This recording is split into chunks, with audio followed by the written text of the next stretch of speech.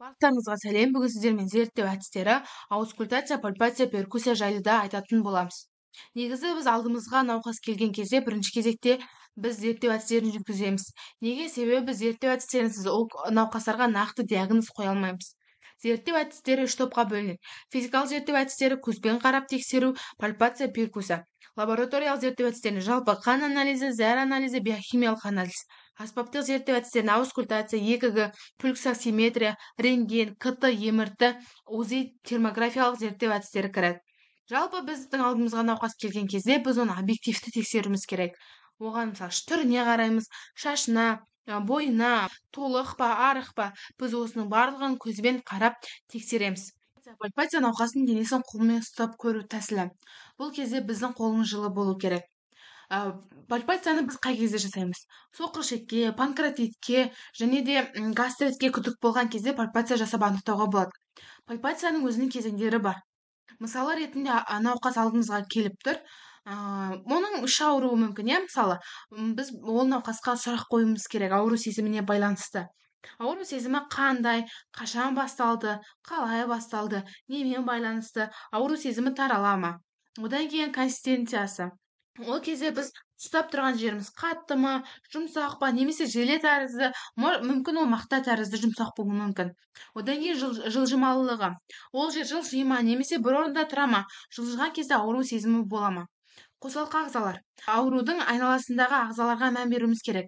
Мысалы, бауырды пальпация жасап жатқан кезде оның қабырғаларына, төменгі ішектерге, жанындағы асқазанға баға беріп кетуіміз керек. Қосымша процестер. Мысалы ретінде рак болып жатыр ма ол жерде, қанап жатыр ма, мүмкін газ бар, киста болуы да мүмкін. Негізгі органға баға береміз. Мысалы біз бауырға пальпация жасап жатқан кезде, бауыр бұл мысалы тығыздығы қандай, кедір бұдырлы ма, немесе ешқандай патологиялық үрдіс жоқ, немесе диффуздық ұлғайыстар бар. Пальпация арқылы біз осының барлығын анықтап біле аламыз. Келесі бізде перкуссия. Перкуссия да өте маңызды. Бұл перкуссия бізде кез келген жерге жасалына береді. Жүрекке, өкпеге, ішектерге. Мына жерде қалай жасалынуы көрсетілген. Бұл екі қолмен жүзеге асырылады. Дәрігер өзінің қолын жастыққа тік қою керек, және де 90 градуста ортаңғы саусағымен ұрғылау керек. Міне мұнда көрсетілген.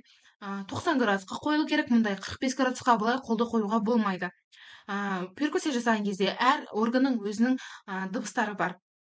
Яғни әр орган әртүрлі дыбыс шығарады. Перкуссия бізге не үшін қажет? Әртүрлі органдарға баға беру үшін қажет. Мысалы, өкпеге перкуссия жасап жатып, өкпені ұрлап шыққан кезде біз біле аламыз, ол жерде не болып жатқан. Ол норма болып тұр ма? Мүмкін оны өкпенің тіндері тығыздалып тұр, немесе өкпенің тіндері іріңдеп, немесе су басып тұр. Осының барлығын перкуссия арқылы жасауға болады. Келесі бізде аускультация. Аускультация бізге не үшін қажет? Бұл кезде бізде әр органдарды тыңдауға керек. Мысалы, өкпені тыңдайтын болсақ, өкпеде нормада Ф деген дыбыс шығу керек. Бұл біз оны қалай тыңдаймыз? Біз оны фонендоскоп арқылы тыңдаймыз.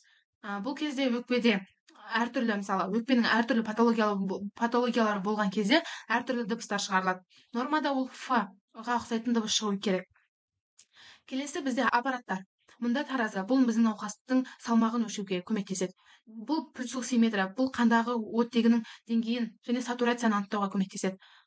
Бұл бізде давление өлшейді. Бұның механикалық түрі де бар. Және де келесі бізде температураны анықтауға көмектеседі. Бұл бізде термометр. Аускультация, перкуссия, пальпация, бұның барлығы бізде кез келген пациентке жасалына беретін зерттеу әдістері.